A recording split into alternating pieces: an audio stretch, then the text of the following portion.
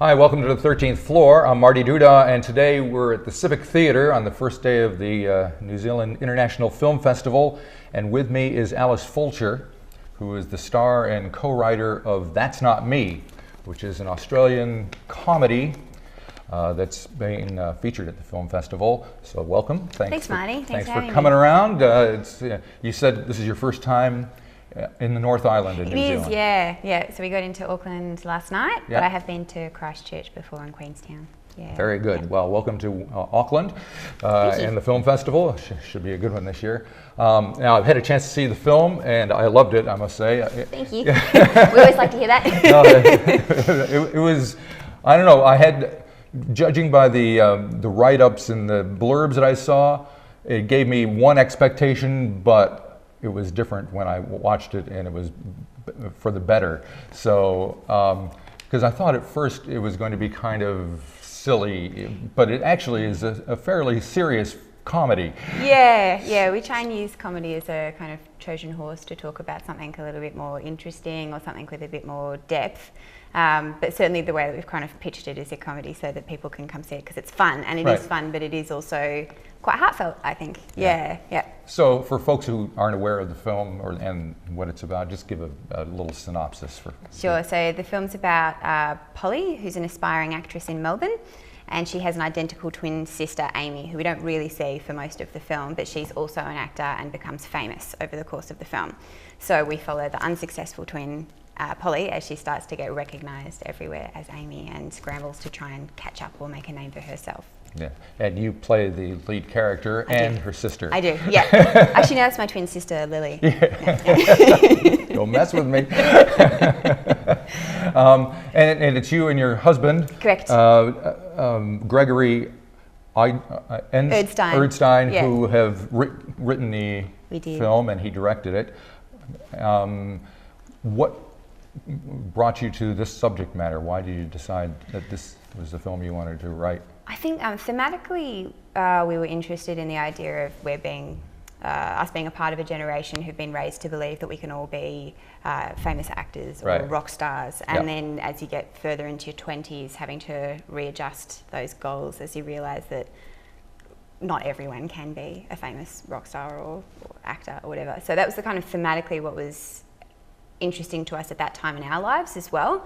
So the film is a kind of vehicle for that, but we also are interested in that idea of someone else out there who's doing what you want to do, whether it's a sibling or someone you studied with or worked with, but the way you track your life's progress against someone else's and how unhealthy that is, and how we've all got our own race to run. Yeah, it also says quite a bit about the film industry or the entertainment business as well, and their perception of who you are, and just based on kind of things that aren't necessarily based on talent per se. Yeah, exactly. I mean, it's been a long time for me between acting. Like, I went to drama school straight out of high school, and then pretty much straight after graduating I had a bit of a crisis of confidence and had a year off, and then turned to writing and directing and went to film school, which is where I met Greg. And it's taken me a long time to come back into acting, because I think I felt like and it's probably not untrue, but particularly in your 20s, for a woman, a lot of it depends on what you look like. Right. And my currency as an actor isn't being attractive. That's like, there are a lot more attractive actors out there than me. So it's taken me a lot of time to come back around and go, okay, well, what I can do is I can write, and I think I'm kind of funny. And with Greg, we can make things together, and that becomes a new kind of currency. So you start re-examining why you want to be in that industry and what it is that drives you. And as we constantly ask in the film, like, why do you want to be an actor? Right. And it's not good enough just to say it's all I've ever wanted to do since I was a kid. Yeah. So I thought about that a lot while we were writing the film, and I asked a lot of my actress friends, why do you want to be an actor? And read like the plethora of responses as well, and none of them are wrong or anything like that. But I think for the creative arts, we try and have this higher calling and this sense of purpose as to why we want to be artists. When if someone's a jockey and you say to them, why do you want to be a jockey? They're like, oh, I'm good at it and it's fun. Yeah. I like doing it. And so does it have to be anything more than that? When it comes to filmmaking, I really enjoy doing it, and I think it's where my skill set lies. I don't think I'd be a very good doctor. So I think it's been a really good chance for us to examine why we want to be in this industry, and you have to enjoy the doing because there's no guarantees of success. And this might be the last film we make, who knows? Like, I hope not, but we've enjoyed doing it at least. Yeah, well, this is your first feature length thing. What was the process like of the two of you working together on it? How collaborative was it? Well, we're getting divorced next week. No, it's been actually a pleasure. Like, we met at film school, so that's how we got to know each other in that environment. We started to write films together after graduating, but I was still directing my own films, and then a couple of years after graduating we worked for the first time in this combination where we co-wrote this short film where we had 2 cans, I think it was less than 2 cans of 16mm footage, right. And a cinematographer who's Kiwi, Ryan Alexander Lloyd, and a soundy, so it's just the 4 of us and 1 other actor, and we had this 2-hander that we did in a park where I acted, Greg directed, and we'd co-written it. And it was a little short called Picking Up at Auschwitz. Right. And it was about an experience that we'd had in Auschwitz where we'd seen a tourist trying to pick up another tourist, and we just thought it was outrageous. So that little short ended up being more successful than anything we'd made at film school or had cost 5 times as much or whatever, but we really liked working in that combination, and we liked the combination of our sensibilities, where I had been making these sincere, heartfelt dramas, and Greg had been making these nightmare comedies. So between the two of us, it felt like we could make something that had heart but was more of a social satire with humour.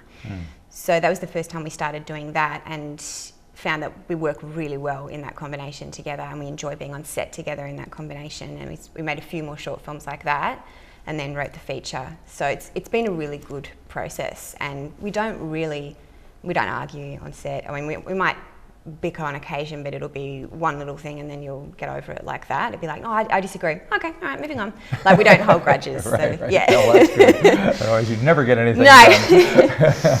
Yeah. And you mentioned the fact that your appearance is kind of your currency, and that's definitely something that gets addressed in the film. If someone else has the same appearance as you, suddenly where does that leave you, I guess? Yeah, exactly. Yeah. So I don't feel like we could really solve that for Polly either, right? Because it's such a unique problem. Like, at least in my situation, I can examine why I like doing the thing, but there's not someone who looks identical to me out there doing what I want to do, but like better. Yeah. So it would suck. Yeah. Therein lies the comedy. Exactly. But it is also interesting because we tried to examine it from Isabel Lucas's character, Zoe Cooper, who's the actress in LA in the film. Right. And she has had like a lot of success in her 20s, and her character and those conversations came out of conversations her and I had at a particular time in her career where she was just so sick of being cast as the pretty girl. Right. Because it was like she went from Home and Away to Transformers as this, beautiful Decepticon, I think they're called in Transformers, and then so many of the roles she was offered after that are this beautiful young woman. So it can work in your favour for getting work, but it can also be incredibly frustrating if that is your currency as well. So we tried to explore that a bit with her as well, and I think it was good for her to do something different and comedic and outside her normal comfort zones, and she's terrific in the film, so she is. A pleasure to work with. And you, like you say, you did go to LA to shoot. Yeah, we did. What was that experience like? Was it easy for you guys to come from Australia and to shoot? Well, funnily enough, we had planned on shooting all of Isabel's scenes in LA, and then we couldn't get her over there, so she'd actually moved back to Australia by the time we started filming. Now she's back over there again.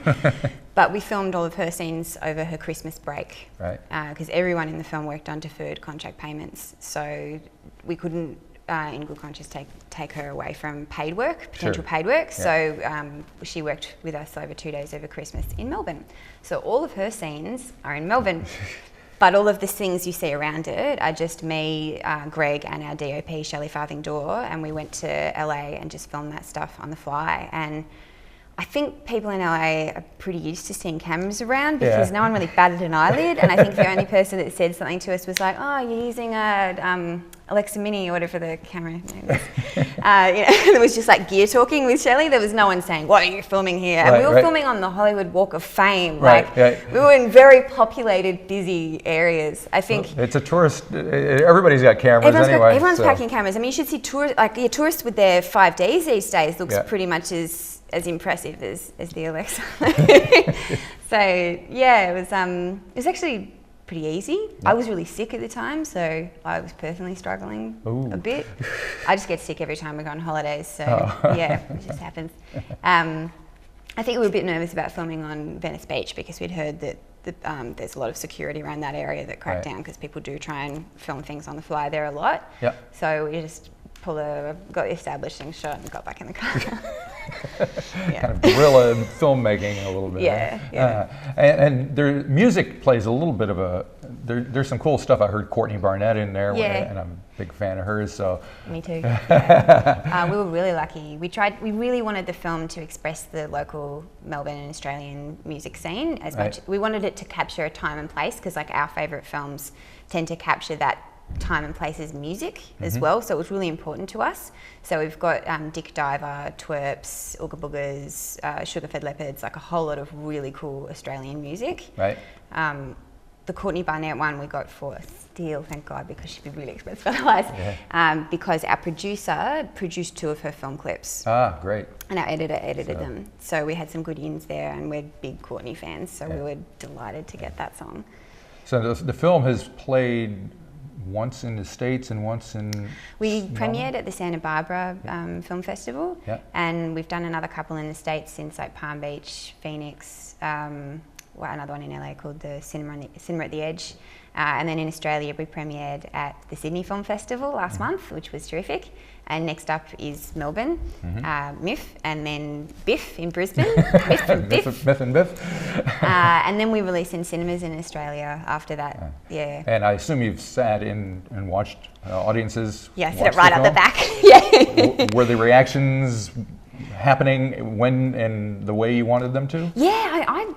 I'm sick of watching the film for technical reasons when we have to watch it through for sound or for this or that, but watching it with an audience is still exciting to me, and I'm still terrified every time, and I sit right up the back even if it's a big cinema. But it's always interesting to see where the laughs land. There's a few lines throughout that just every time get a laugh, certain points, which is it's a terrific feeling. And then I guess sometimes the film plays more like a farce where it's muffled laughter in the first half as it's setting up all these jokes, and then as it all kind of unfolds there's like much more riotous laughter as it takes off. But then we've also been lucky to have sometimes smaller compact audiences where they're just laughing from the first scene on the toilet onwards. So it's always a good place to start. So when that happens you're just filled with joy. It's the best. So you got to be pretty happy with the reaction so far. Does this kind of give you an opening to start thinking about the next film? I mean, this has definitely exceeded our expectations. When we first started looking at making this film, we thought, at the time we had 20 grand spare, and we thought let's just shoot it on 2 5Ds just to make a film. And then our cinematographer came on board, and he happens to have an Alexa Mini. So all of a sudden the scale of the film started to change, and we put in a little bit more money, but the full production budget was still only $60,000. So to have gotten into the festivals we've gotten into, to be getting our limited theatrical release in Australia, it's incredibly exciting, and it's way more than we would have thought for our little indie comedy. So we're thrilled. So I think thinking about what we want to do next. We've got a few ideas. Hopefully when the film comes out we can devote a bit more time to developing them properly. So there's some TV ideas and some film ideas, and we'll just see what happens next. Well, thanks for coming and visiting, Marty. And enjoy your time in Auckland and Wellington, and good luck in the future. Thank you so much.